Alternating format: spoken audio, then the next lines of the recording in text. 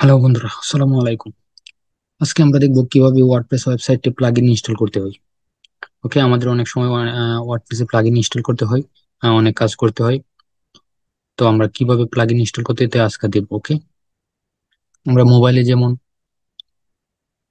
Apps play store থেকে, Apple store থেকে apps install করি, সেম একই রকম আমাদের ওয়েবসাইটে প্লাগইন ইনস্টল করতে হয়। তো আমরা এটাই দেখবো কিভাবে ওয়ার্ডপ্রেসে প্লাগইন ইনস্টল করতে হয়।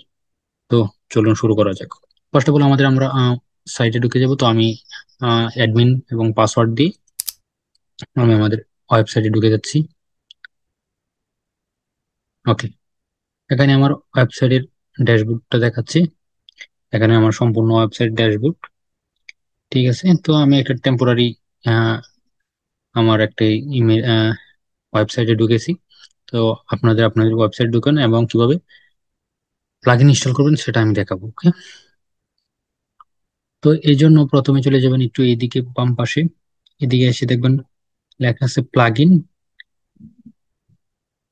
Install plugin. ওকে, ইনস্টল অথবা অ্যাড এ নিউ প্লাগইন। আমরা অ্যাড এ নিউ প্লাগইনে ক্লিক করব।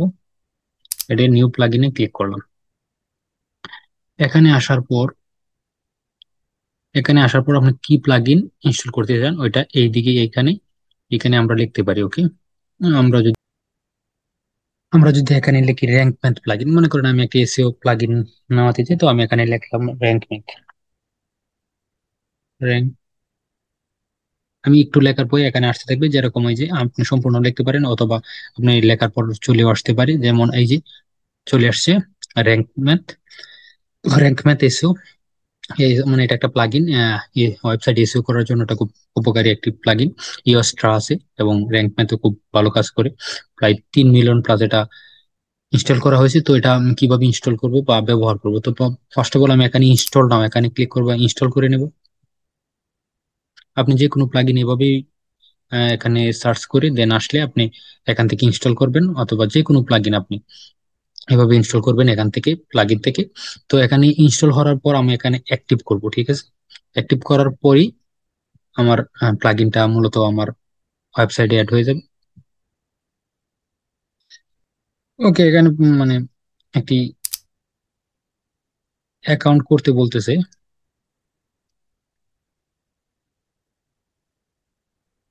মানে র্যাঙ্কম্যান থেকে একটি অ্যাকাউন্ট করতে বলতেছে, আমরা এটা করলে জাস্ট করতে পারি।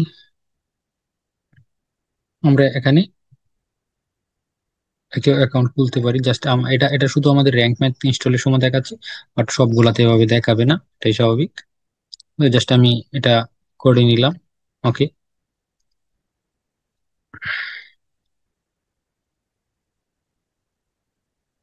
হয়ে গেছে বাস। জাস্ট আমি দেখানোর প্রসেসে এটা আমি করলাম আর কি।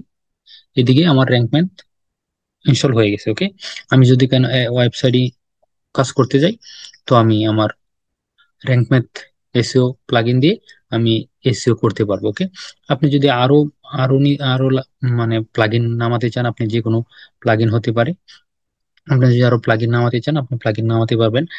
সেম প্রসেস, আপনি চলে আসবেন প্লাগইনে, প্লাগইন